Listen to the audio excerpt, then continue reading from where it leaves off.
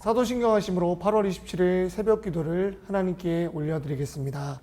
전능하사 천지를 만드신 하나님 아버지를 내가 믿사오며 그 외아들 우리 주 예수 그리스도를 믿사오니 이는 성령으로 잉태하사 동정녀 마리아에게 나시고 본디오 빌라도에게 고난을 받으사 십자가에 못 박혀 죽으시고 장사한 지 사흘 만에 죽은 자 가운데서 다시 살아나시며 하늘에 오르사 전능하신 하나님 우편에 앉아 계시다가 저리로서 산자와 죽은 자를 심판하러 오시리라.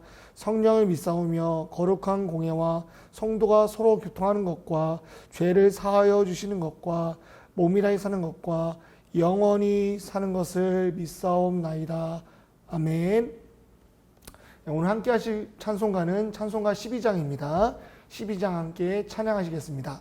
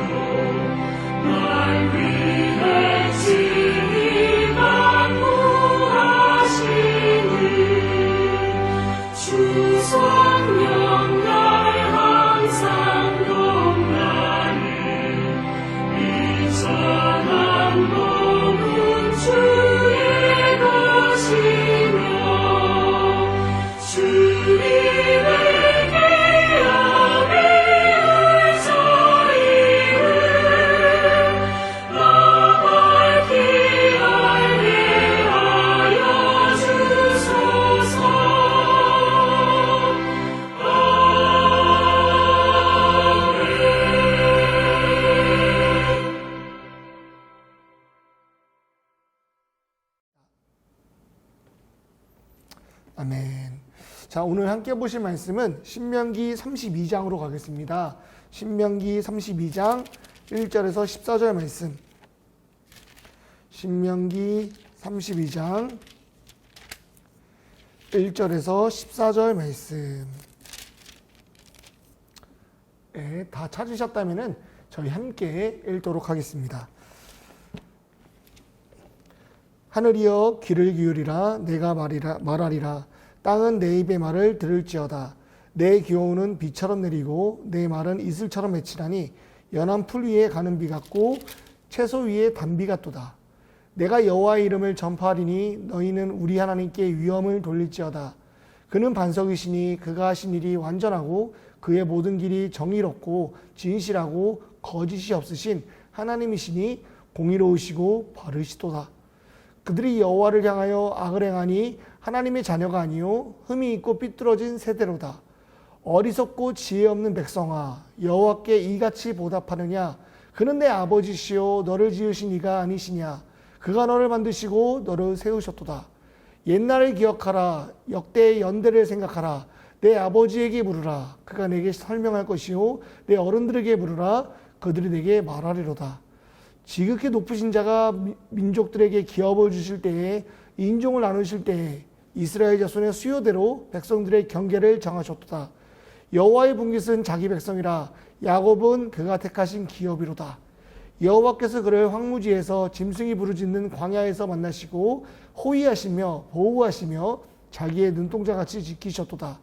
마치 독수리가 자기의 보금자리를 어지럽게 하며 자기의 새끼 위에 너풀거리며 그의 날개를 펴서 새끼를 받으며 그의 날개 위에 그것을 엎는 것 같이 여호와께서 홀로 그를 인도하셨고 그와 함께한 다른 신은 없었도다. 여호와께서 그가 땅의 높은 것을 타고 다니게 하시며 밭의 수산을 먹게 하시며 반석에서 꿀을 굳은 반석에서 기름을 빨게 하시며 소의 엉긴 젖과 양의 젖과 어린 양의 기름과 바산에서 난 순양의 염소와 지극히 아름다운 밀을 먹이시며 또 포도즙의 붉은 술을 마시게 하셨도다. 아멘. 자, 오늘 함께 읽으신 말씀을 갖고 하나님은 완전하십니다. 하나님은 완전하십니다라는 제목으로 주의 말씀을 나누도록 하겠습니다. 약속의 땅의 여정이 끝을 다가가고 있습니다. 먼저 모세의 노래를 살펴보면요. 모세가 이 노래를 부르는 특징이 좀 뜻깊게 다가오는 것은 모세는 가나안 땅에 들어가지 못했다는 사실입니다. 신명기 32장을 통해서 하나님을 노래하고 있는 이 모세. 하지만 그는 약속의 땅에 들어가지 못하는데요. 그 모습을 보면서 우리는 우리의 신앙생활을 한번 돌아보게 됩니다. 내 바람과 하나님의 뜻이 다를지라도 그 하나님의 뜻을 인정하는 모세는 우리보다 훨씬 더 뛰어난 그리스도인이었습니다. 그 겸손한 모세를 보면서 우리가 가져야 될 신앙이 바로 어떤 신앙인지를 보게 하는데요. 오늘 모세의 노래를 우리가 한번 읽어보면서 그리고 한번 들어보면서 우리 입술에서 나와야 될 고백, 하나님은 정말로 완전하십니다. 이 고백이 우리의 고백이 되길 소원합니다. 신명기 32장의 노래의 구조는 다음과 같습니다. 먼저 하나님의 완전하심, 그 섬세하신 하나님을 찬양하고 있고요. 그럼에도 반역한 이들의 모습을 이어서 나타나고 있고요. 하지만 그럼에도 마지막까지도 손을 내미시는 하나님의 모습을 보면서 그 하나님의 완전하심이 바로 모세의 전 인생을 통해서 나타나고 있는 것을 보게 됩니다. 모세는 변치 않으시는 하나님을 보면서 그 은혜를 찬양하고 있습니다. 이 가사가요, 단순히 얕거나 그냥 간단한 찬양이 아닌 것은요, 그렇기 때문에 더 귀하게 다가오는 이유는요, 바로 모세의 전 인생을 통해서 하나님을 찬양하고 있기 때문입니다. 단 한순간의 은혜가 아니라 모세의 전 생애를 통해서 바로 이 찬양을 하고 있는 것이지요. 인생이라는 시간 속에서 하나님을 경험하고 생각하고 느낀다는 것은요, 하면 할수록 더 깊어지고 진한 맛을 내는 것 같습니다. 오늘 이 새벽에 저와 여러분이 모세가 감동하고 감탄한 그 하나님이 바로 나의 하나님임을 깨닫고 하나님을 묵상하는 기쁨과 우리의 기도가 하나님을 찬양하는 그 마음 때문에 내 인생에서 경험한 하나님이 너무나 깊기 때문에 우리의 기도가 더 깊어지는 이 새벽이 되길 원합니다. 오늘 모세는 이렇게 시작합니다. 하나님은 정말 완전하십니다. 자, 한번 1절 2절 말씀 같이 한번 읽어보겠습니다.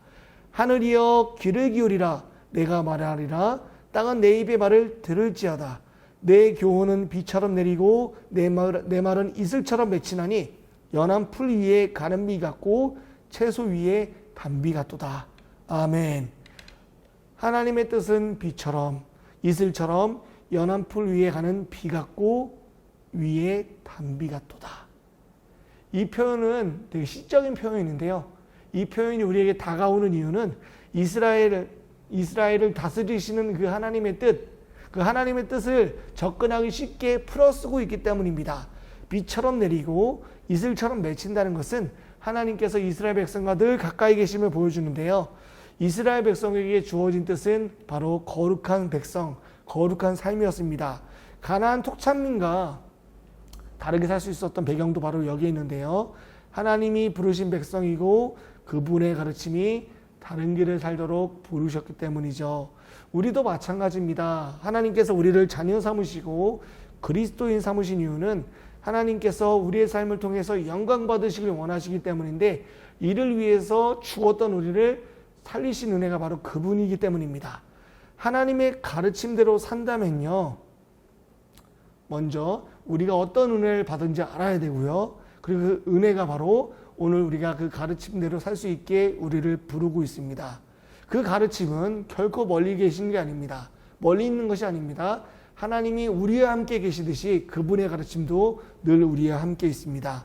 그러나 하나님의 뜻을 떠나자 이런 문제가 발생합니다. 5절 6절 말씀 함께 읽도록 하겠습니다. 그들이 여호와를 향하여 악을 행하니 하나님의 자녀가 아니요 흠이 있고 삐뚤어진 세대로다. 어리석고 지혜 없는 백성아, 여호와께 이같이 보답하느냐? 그는 내 아버지시요 너를 지으신 이가 아니시냐? 그가 너를 만드시고 너를 세우셨도다. 이스라엘 백성에게는 자신들의 마음대로 행동했던 과거가 있습니다. 출애굽 때 황금 송아지를 만든 사건도 있고요. 하나님 앞에 불평해서 결국에는 출애굽 1세대들이 광야에서 모두 죽었던 그런 가슴 아픈 과거를 가지고 있습니다. 이 모든 일이 일어난 배경은 무엇입니까? 하나님의 뜻을 떠나서 내 마음에 있는 우상을 따랐더니 이런 결과가 초래하게 되었습니다. 그렇다면 우상은 과연 무엇일까요? 우상의 열매는 무엇일까요? 오늘 신명기 29장 18절 19절은 우리에게 이렇게 말합니다. 제가 읽어드리겠습니다.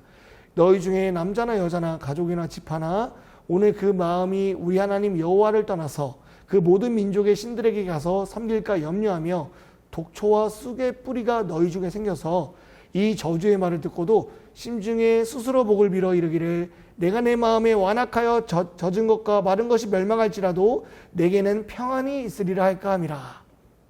아멘. 이 말씀을 정리하면 다음과 같습니다. 가나안 토착신을 섬겨서 그것이 비록 죽음이라도 너가 아무리 죽을 거라 말할지라도 나는 그 말씀을 듣지 않겠다는 것입니다. 이스라엘 백성은 하나님이 아닌 다른 신, 그들의 마음에 남아있는 안전이라는 우상을 섬길 수 있었습니다. 내 마음에 하나님이 계시지 않고 우상이 있다면요, 아무리 하나님의 말씀이 경고의 말씀이 내게 다가올지라도 그 말씀을 흘리게 됩니다. 마치 요즘 세대처럼 말이죠. 자연스럽게 완전하신 하나님에 대해서 잊거나 무시하는 것은 너무나 당연합니다. 내 마음에 우상이 있다면요. 로마서의 말씀처럼 죄의 삭은 아무리 사망이라 할지라도요, 내 마음에 우상이 있다면 그것은 결코 한 귀로 듣고 한 귀로 흘리게 된다는 것이죠. 그러므로 우리 모두는 이 말씀에 대해서 다시 한번 귀 기울이며 내 영혼을 돌아볼 복이 있어야 됩니다. 이 복은 누군가에게만 주시는 복이 아니고요, 예수를 주로 시인한 모든 사람에게 주시는 하나님의 선물입니다. 모든 사람은 반드시 자신의 모습을 돌아봐야 됩니다. 모든 그리스도인은 자신의 모습을 돌아봐야 됩니다. 내가 완전하신 하나님을 잊고 살고 있는 것이 아닌지, 이 코로나 시기에 내가 정말 중요하게 잊고 사는 것이 무엇인지 한번 돌아봐야 됩니다. 우리가 하나님을 그토록 찾고 갈망함이 없다면요, 우리의 믿음은 정말 회개해야 돼요. 그러나 내 영혼이 찾고 갈망하다면요, 하나님을 갈망하고 있다면요, 그건 역으로 하나님이 지금 일하고 계시다는 증거가 됩니다. 보십시오. 하나님은 이스라엘 백성을 향해서 계속 일하고 계셨습니다. 9절에서 12절 말씀인데요. 우리가 한번 천천히 한번 읽어보겠습니다. 여호와의 분깃은 자기 백성이라 야곱은 그가 택하신 기업이로다. 여호와께서 그를 황무지에서 짐승이 부르짖는 광야에서 만나시고 호위하시며 보호하시며 자기의 눈동자같이 지키셨도다. 마치 독수리가 자기의 보금자리를 어지럽게 하며 자기의 새끼 위에 너풀거리며 그의 날개를 펴서 그 새끼를 받으며 그의 날개 위에 그것을 엎는 것 같이 여호와께서 홀로 그를 인도하셨고 그와 함께한 다른 신이 없었도다. 아멘. 9절 말씀 보니까 여호와의 분깃은 자기 백성이라. 이 말씀의 배경은 바로 전절에 보면은 하나님의 백성, 하나님의 사람을 나누시는 그 모습을 보지만 유독 이스라엘만큼은 잊지 않으시고 돌보시는 하나님의 성품을 보게 됩니다. 광야에서도 보호하셨고요. 그 나눠졌던 백성들의 기업을 모으시고 각각 지파별로 기업을 나누셨던 하나님의 은혜, 그 하나님은 바로 우리가 믿고 있는 동일한 하나님이십니다. 그분은 지금도 우리가 하나님을 찾고 그분이 주신 은혜로 이 세대를 살아가길 원하십니다. 우리가 모두 모세와 같이 하나님을 알고 하나님을 누려서 하나님께 노래하길 원합니다. 12절 다시 한번 봐보세요. 여호와께서 홀로 그를 인도하셨고 그와 함께한 다른 신은 없었도다. 우상이 하지 못하는 일은 하나님이 하십니다. 우상은 하나님처럼 흉내는 내지만 결코 하나님처럼 할 수 없습니다. 하나님이 될 수 없습니다. 내 마음에 남아있는 우상은 나를 구원할 수 없습니다. 하나님의 완전하심을 고백하면요, 내 삶의 시선은 어떻게 바뀌어져 갈까요? 13절 14절 말씀, 여호와께서 그가 땅의 높은 곳을 타고 다니게 하시며 밭의 소산을 먹게 하시며 반석에서 꿀을 굳은 반석에서 기름을 빨게 하시며 소의 엉긴 젖과 양의 젖과 어린 양의 기름과 바산에서 난 순양과 염소와 지극히 아름다운 밀을 먹이시며 또 포도즙을 붉은 술을 마시게 하셨도다. 아멘. 우린 환경의 지배를 받고 있습니다. 환경에서 어떤 환경이냐에 따라서 불평하고 때로는 감사하게 살고 있죠. 그러나 우리가 완전하신 하나님을 믿고 그분을 신뢰한다면요, 아무리 환경이 내 눈앞에 있는 환경이 좌절스럽고 오늘 한숨이 나오게 할지라도 그 하나님께서 나를 인도하신다는 사실이 우리에게 큰 위로가 됩니다. 우리에게 정말 그런 큰 위로가 돼요. 더 이상 환경이 나를 지배할 수 없고 하나님만이 나를 지배할 수 있습니다. 저와 여러분이 모두가 그런 믿음을 갖고 있는 그리스도인이 되길 원합니다. 아브라함이 자기의 고향 안전한 영토를 떠나게 된 배경이 무엇입니까? 다윗이 하루하루 사망의 골짜기를 다닐지라도 그가 하나님 앞에서 살 수 있는 배경이 무엇입니까? 예수님의 제자들이 예수님이 잡히시고 모두가 뿔뿔이 흩어졌지만은 그들의 사명을 감당할 수 있었던 배경은 무엇입니까? 하나님이 계셨기에 모두가 가능한 일이었습니다. 보십시오. 13절 14절은요, 하나님께서 먹이시는 모습을 보게 합니다. 그곳이 아무리 고산지대라 할지라도, 아무리 내가 척박한 환경에 있을지라도 하나님께서 영혼을 책임져 주시는 모습을 보일 수 있습니다. 우리는 이 말씀을 보면서 어떻게 적용할 수 있을까요? 이 모세의 노래가 단순히 나 한 사람의 노래, 중직자 한 사람의 노래가 아니라 우리 모두의 노래가 되려면 우리는 어떻게 해야 될까요? 교회라는 곳은 말이죠, 우리가 따로따로 성장하는 것이 아니라 함께 성장하는 것입니다. 교회의 신앙이 바로 나의 신앙입니다. 우리 모든 교회의 공동체가 바로 모세의 노래를 하길 원하는데요, 이 모세의 노래는요, 다른 것이 아니라 하나님 사랑, 이웃 사랑을 실천하는 것입니다. 그런 모든 삶을 살면서 지금까지 인도하신 그분의 은혜를 노래하는 것이 바로 모세의 노래입니다. 우리가 하나님의 가르침을 떠나지 않고 하나님의 가르침 속에서 이웃 사랑하기를 힘낸다면요, 우리는 자연스럽게 하나님의 영광을 노래하게 될 것이며 하나님의 사랑과 가르침을 전파하는 삶이 될 것입니다. 우리 교회 모두가 그렇게 살 때 우리 교회가 모세의 노래를 할 수 있을 것입니다. 그러기 위해서는 오늘 이 새벽이 참 중요합니다. 우리가 어디에 있든지 우리 각각의 교회에 있는 우리의 삶이 하나님의 완전하심을 믿길 원합니다. 그리고 그것을 고백하는 우리가 되었으면 좋겠습니다. 하나님의 완전하심이 나에게 큰 위로와 감격이 되길 원합니다. 그래서 우리 교회 한 사람 한 사람의 고백이 되어서요, 내 등 뒤에 아무도 안 계신 것 같지만은 말씀을 보고 기도할 때 참으로 느껴진 그분의 은혜, 항상 계셨고 나의 등 뒤에도 나의 앞에도 내 옆에도 계셨던 그 하나님, 오직 그분만이 내 마음을 채울 수 있음을 이 새벽에 함께 고백하길 원합니다. 이 새벽 이렇게 한번 기도해 봅시다. 완전하신 하나님을 따라서 내 신앙도 자라가게 해주세요. 환경의 지배를 받는 것이 아니라 하나님의 은혜를, 그 하나님의 은혜를 살아가는 법을 배우게 해주세요. 하나님 더 찾고 구하는 그런 그리스도인 되게 해주세요. 말로만, 행동으로만 아니라 내 마음 전심으로 하나님을 찾는 이 새벽이 되길 원합니다. 이 시간 주여 한번 외치시면서 기도하도록 하겠습니다. 주여.